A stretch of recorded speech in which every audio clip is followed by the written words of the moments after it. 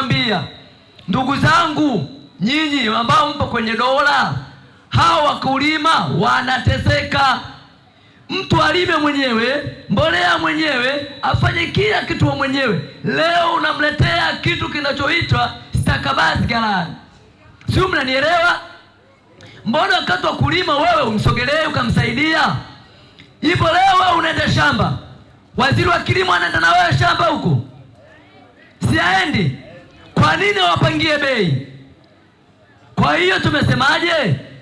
CCM elimu yao na mawazo yao ya kufikiria yamefika mwisho. Yaani CCM hapo ndio imefika mwisho, hawana mwongezeko wa mawazo. Kwa hiyo atuachie sisi chama cha wakulima wenye mawazo mapya, wenye viongozi vijana, tuchukue madaraka tuongoze. Au mnasemaje wananchi? Kama miaka 61 ya uhuru wa Tanzania, leo hii hawajafanya jambo lolote, wanakuwa waongo. Je, leo watakuja na sera gani? Leo hii labda tunaweza kusema rais anaweza kuwa bora wa Jamhuri ya Muungano wa Tanzania, ila machawa wake wanamdanganya. Si umenielewa? Leo mama yuko kule Ikulu, watu wanakuja huko wanamwambia mama, Songea safi sana, bei ya Songea mama umeikubali. Mama naye anaitikia siaji. Si mnaelewa? Kwa hiyo nikiwa kama kiongozi wa taifa, jembe hili nimelileta. Na nini nimemletea huyo kijana? Mimi najua kijana atawasaidia.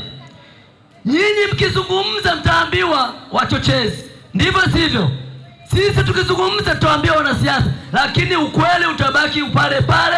CCM imefikia mwisho na akili yao imefikia mwisho, hawana kuendelea zaidi ya hapa. Ndani ya miaka 61 wameshindwa kutatua malengo makuu ya mkulima.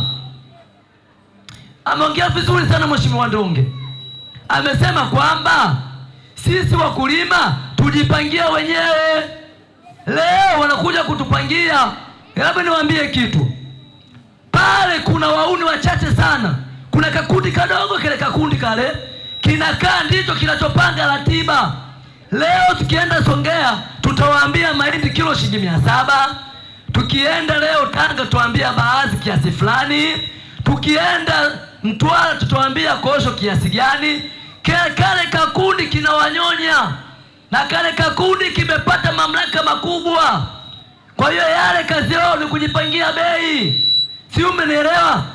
Dawa ya vile vikundi vya kiuni kuvikataa, na kuvikataa kwao ni kumchagua Yusufu Lai awe mbunge wenu, aende bungeni akaseme hapana.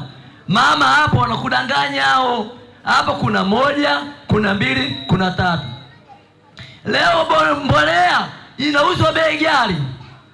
Leo mkulima tu peke yake, yaani ana mbolea bei ghali, sijui shambani trekta bei ghali, sijui barabarani. Ukitoka hapa mpaka unafika mjini kuna mageti kama 7 hivi, ndivyo sivyo? Huyu sijui ushuru, huyu si ushuru. Ushuru unaenda wapi? Mheshimiwa mbunge, na kuagiza kama wananchi watakupa ridhaa wa jimbo hili, kafute hakuna geti, watu wakajiuzie biashara zao. Haya mageti haya ndio ni shida wananchi. Sio mnajua haya? Kulima mlime nyinyi, kila kitu nyinyi, alafu anakuja mpumbavu mmoja tu kule, eti ni waziri, eti tutaweka mageti ili wakulima wakija mwakamate. Sasa yeye anatengeneza formation ya kuwakamata nyinyi ili mtompate ushuru. Yeye yuko Ikulu au yeye yuko zake wapi? Bungeni. Sasa unaona madhara yake. Sasa yule anataka rushwa, na wewe utakubali, lazima utoe rushwa. Tuna magunia mengi, ile hela iende serikali kuu, hela inaenda mfukoni mwa watu. Ndio maana wote waliokuwepo kwenye barabara hii, mageti yote wanavimba vitumbo, wanavitambe, wanakula hela zenu. Wewe una uhuru wa kusema chochote. Sio, umenielewa mheshimiwa? Huyo marehemu aliyotoka hapa hayaoni hayo, na kama angeiona hangeama kutoka Chama cha Mapinduzi akaenda chama chenye maendeleo kama chama chetu sisi, angesema hapana, haya mageti wanatesa watu wangu. Hiyo mbolea kule kwangu kuna shida, barabara yangu mbovu, lakini yeye alikubali miaka 25 ndugu zake wa Peramiho waendelee kuteseka katika taifa hili. Sisi wote ni wamoja, sisi wote ni Watanzania. Hakuna mgawanyo kwamba wewe ni Mtanzania, wewe sio Mtanzania. Lakini leo kuna makundi ndani ya serikali yetu, ndani ya taifa letu, si umenielewa? Kuna kundi la wafanyabiashara ambao wao wanadili moja kwa moja na watu ambao wenye utawala. Hiyo ndiyo amani tulikuwa tunaitaka. Leo umeleta ushirikiano wa jeshi la polisi, kesho umeleta ushirikiano, na tarehe 25 tuwe pamoja na nyinyi, tarehe 26 tuwe pamoja.